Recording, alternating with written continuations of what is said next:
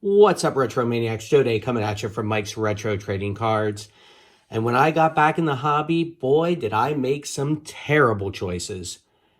As they say, misery loves company, so stick around and see some of the bad decisions I made. But before we get to that, hit the music.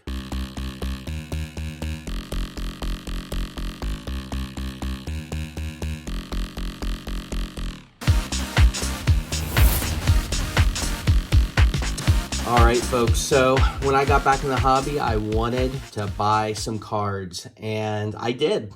A lot of these cards were a plan for a mail day video, but it's before we really did videos like that, and it didn't turn out well, so we scrapped it. But I thought it'd be fun to go kind of back through memory lane and take a look at some of the stuff I bought when I first got back in. I overpaid for all of this stuff, as most of us did back 2 years ago, 3 years ago.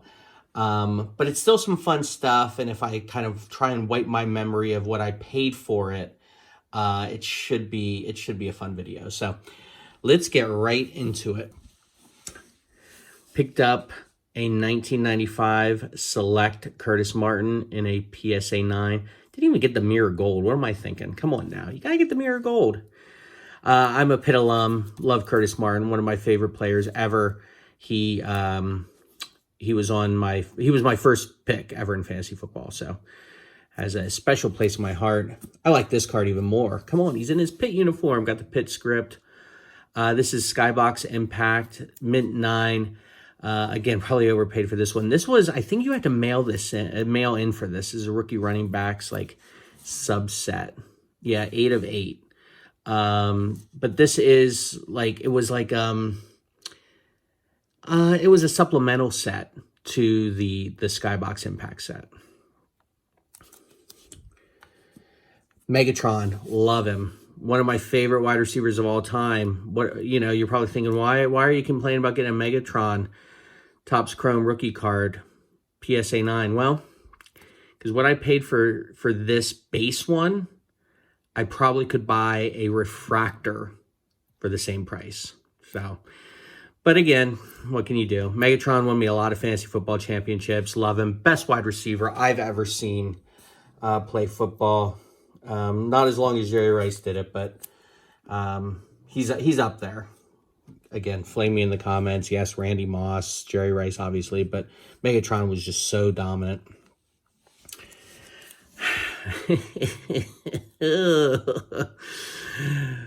2012 Topps Chrome Trent Richardson black refractor autograph PSA 9 number to 25. Now, to be fair, I probably didn't pay even by the standards of 3 years ago. Probably didn't pay that much for this, but I drafted him as a rookie. You're going to sense a theme here. I drafted him as a rookie in fantasy, and he actually won me a championship. Him and RG3 won me a championship their rookie years in 2012. And then 2013, my team, I needed to pretty much revamp the whole thing because they both fell off a cliff. But yeah, there we go. It's a cool card, I'll tell you that. I mean, TR looked the part, that's for sure. Cool autograph, too. Less laughable running back. But same problem with the Calvin, the Megatron rookie. For what I paid for this at the time, I probably could have just gotten... I probably could have waited and gotten a numbered one, a year later, much cheaper. But so I like Optic. It's a pretty cool set. Let's see. Where do we go next? Let's go the little Manning project I did. Got the 2004 Topps Eli Manning PSA 8. Got this one actually really cheap. I got this one really cheap. This is one of the ones that I'm actually proud of myself for. Archie Manning PSA 8. It's a sharp PSA 8. I really like this card. I had to use some glue gun on the slab though, because someone put packing tape right directly on the slab. I'd like to get a Peyton tops that looks nice. Like these two present way better than 8s in my opinion. So I'd like to get a patent that presents better than an 8, or, you know, at least as good as an 8. And do a little display, but yeah, there we go. All right. This is literally my worst decision that I had the entire time. This is one of the worst decisions I've ever made in anything, not just cards. I bought this as a BGS 9. Cracked it out. It looked absolutely perfect. I still think it looks absolutely perfect. I think the centering looks good. There is a little pin mark there. Cracked it out thinking this has a chance at a 10. Send it in, comes back an 8. I'm thinking, did PSA do something to screw up my card? No, I probably just missed something. Whatever. It is what it is.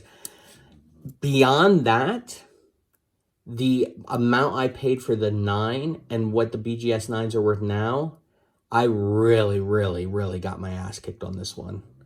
One of the worst financial decisions I made during the entire pandemic. His cards cratered. It's a beautiful card. I know it's not, you know, it's a Photoshop image and whatnot, but it is a beautiful card. I love the refractor, but man, oh man, oh man, did I take it hard in the wallet on this one. Really, really a shame. But hey, what can you do? I was getting back in, kind of live and learn. This one I definitely overpaid for, but it is such a cool card. Look at this. This is the logo, unfortunately, that I went to Pitt with. You know, I graduated in 07. And so we were using the stupid rock logo. But this is such a neat card, and it's a BGS 10. It is 0.5 away from being a black label. It is sharp. Autograph right on the fabric. I really, really dig this card. This is one that will probably stay in my collection. I probably overpaid for it as well. So, you know, it's not like I'd sell it and make anything back, but it's a really, really sharp card. Number 2, is that 68, I believe?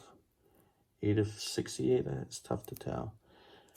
But I'm surprised the auto got a 10 too. Like, it's on fabric, I guess. I mean, it looks like it's kind of cut off there. I don't know.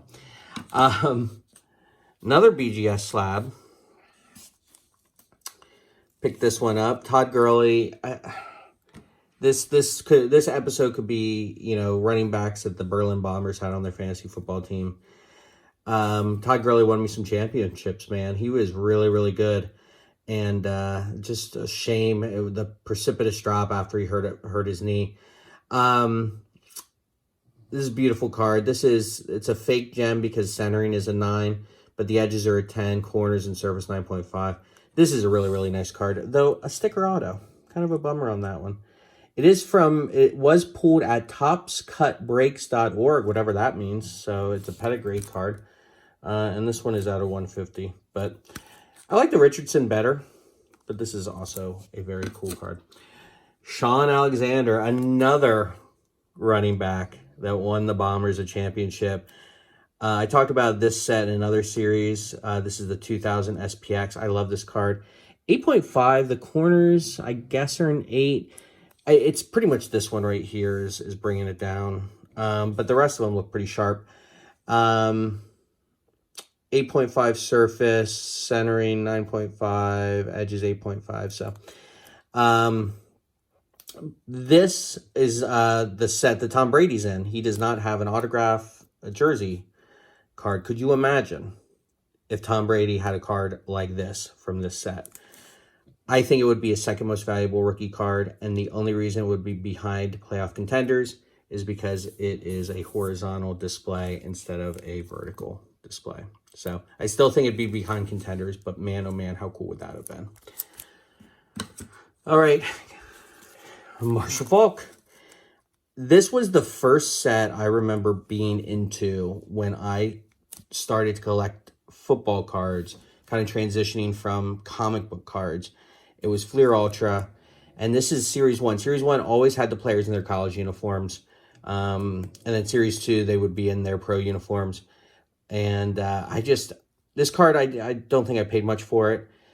But I wanted to pick this one up because this is the card I remember thinking, I really dig football cards. I don't know what it is. There's just something about it. That's why I've always been a Fleer Ultra guy. Last but not least, I picked this one up. I think I only paid like 20 bucks for this. Worth it. Mike's already edited this part out of the video. It's fine.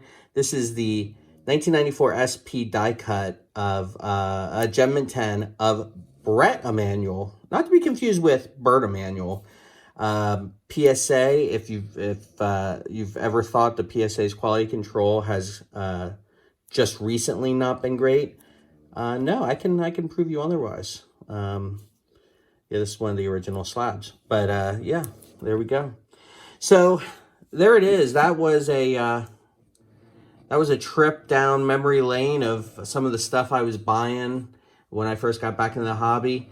A lot of it's going to stay in my PC regardless, so it's not like I lost out on you know, sales opportunities or anything like that. But I bought at the top of the at the price point, and I'm never going to recoup that money. But you just kind of have to, you know, think water off a duck's back at a certain point. But I had a lot of fun going through these cards. I don't get to go through all the slabs as much as I'd like to and look back. So it was fun looking back with you guys. Hope you enjoyed. Let me know what you bought at the top of the boom, and maybe you regret it, maybe you don't. Maybe you love it no matter how much you paid for it at the time. So, all right, we will talk to you on the next one. Thanks a lot for watching.